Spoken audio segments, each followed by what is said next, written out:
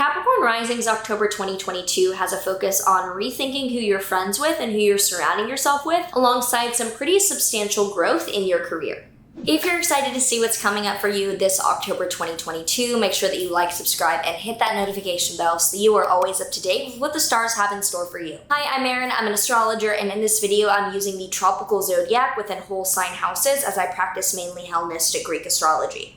So this whole month in the background, we have Saturn squaring Uranus between your 2nd and 5th houses, showing that there's some chaotic energy going on in your dating life, in your creative life, that could make it difficult for you to be really structured, mature, and responsible with your finances, and this push-pull is present throughout the entire month. Then on the 1st, Mercury in your 9th house will oppose Neptune in your 3rd house. You might feel as if it's difficult for you to articulate things about authority, about the way that you're going to be living your life, particularly around education or around travel, because your day-to-day routine of where you're going to be, what you're going to do, and your plans are very up in the air, so it's increasingly difficult for you to articulate what your travel plans or education plans are. However, on the 1st as well, Venus in your 10th house is opposite Jupiter in your 4th house, showing that things are going really well in your career because of support from your family or living situation, and there could be a huge moment of appreciation about your career and how it works with where you live, and just both are going really well to start off the month. And on the 2nd, Mercury is stationing direct in your 9th house. So the planet of communication has been retrograde, showing difficulties in plans and travel and getting things done. But now that it's direct in your 9th house of foreign travel or higher education,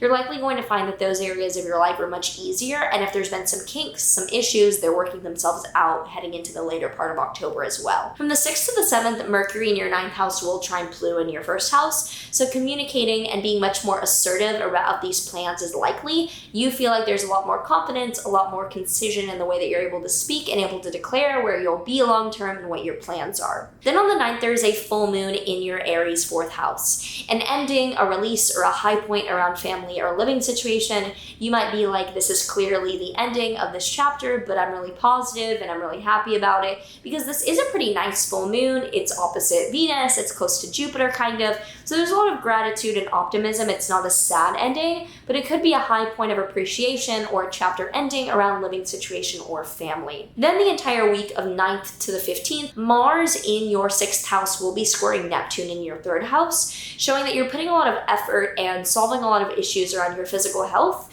or coworkers, that you're having to get a lot done with the people that you work with, put a lot of effort in, or also get on top of your physical health and the routine. And that's made difficult due to lack of clarity in your day-to-day routine and structure. That could mean that you don't have a good handle on like sleeping schedule, eating schedule, what you're getting things done at certain times for, and that's leading to difficulty in nailing down your health and the people that you work with. Then on the 11th, Mercury enters your Libra 10th house, and there's a ton of planets in your Libra 10th house of career moving forward. From the 11th to the 14th, the Sun and Venus are then trine Saturn in your 2nd house, so there's a ton of energy, a ton of attraction, a ton of like going forward and receiving things in your career, and that's helped out by maturity around your finances, and this is supporting your finances. From the 17th to the 19th, the Sun and Venus will then trine Mars in your 6th house, showing that you're able to get the help and support from the effort that you're putting into coworkers, or your coworkers are helping you achieve things in your career. And from the 19th to the 26th, the Sun and Venus are together in your 10th house entirely, and then they move into your Scorpio 11th house of networking and being public. So the priority moves from your career itself into networking and being more public about it. However, from the 19th to the 20th, I will say that the Sun and Venus are squaring Pluto in your 1st house. So you might find yourself being manipulative or a little bit like villainous from the 19th to the 20th in a way that involves your career. On the 23rd, the Sun and Venus enter your Scorpio 11th house, and the priority moves towards being public, networking, and attracting in friendships and opportunities in larger groups. And on the 25th, there is a solar eclipse in your Scorpio 11th house. Solar eclipses are large new beginnings. They are events that kick off a new beginning over the next 6 months, so this is a catalyst event. For you, it's in your 11th house of groups, networking, large organizations, or friends that you have around you, and it's on the South Node, which involves decrease or letting go. So even though this is a new beginning, it involves letting go of releasing something, almost like you're not going to tolerate or you're beginning to weed away this aspect of your friends or these kind of people in your life. On the 28th, Jupiter retrograde re-enters your Pisces 3rd house. So in the beginning of the year when Jupiter was in Pisces from January until May, it was in your 3rd house of day-to-day routine, content, getting things done, reading the news, watching the news, and taking a lot of information. So with Jupiter re-entering that, I think you're going to go back to being hyper-productive. I know that as a Capricorn rising myself, when Jupiter was in Pisces, I put out so much content and had so many just like things popping out that I don't want to be pregnant. No, thank you. That with Jupiter re-entering that area of your chart, you might find that you're just on fire again. You have a lot more to do, a lot more to say. On the 30th, Mercury also enters your Scorpio 11th house, so even more energy is going towards being more extroverted and networking. And we end the month on the 30th with Mars stationing retrograde in your 6th house. So you put a lot of effort and drive into your physical health and your coworkers and building up people around you or your health routine. And now with Mars retrograde, you are reconsidering that. You're going back to rethink things and probably having to backtrack some of the people you hired, people you work with, or steps you've taken in your health.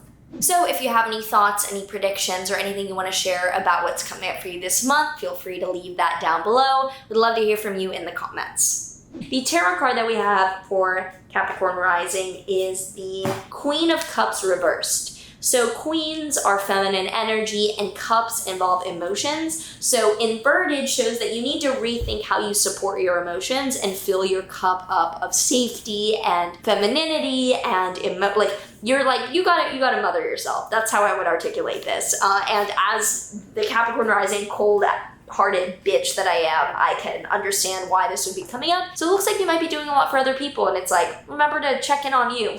I hope that a lot of this is welcome news or fits in with your plans for this October already. If you haven't already, I would love to have you subscribe. I see a lot of you have not subscribed yet, and I would love to have you join the, I think we agreed on marinara sauce as our name. I don't know, I'm okay with it if you're okay with it. Anyway, take care, and I will see you in the next one.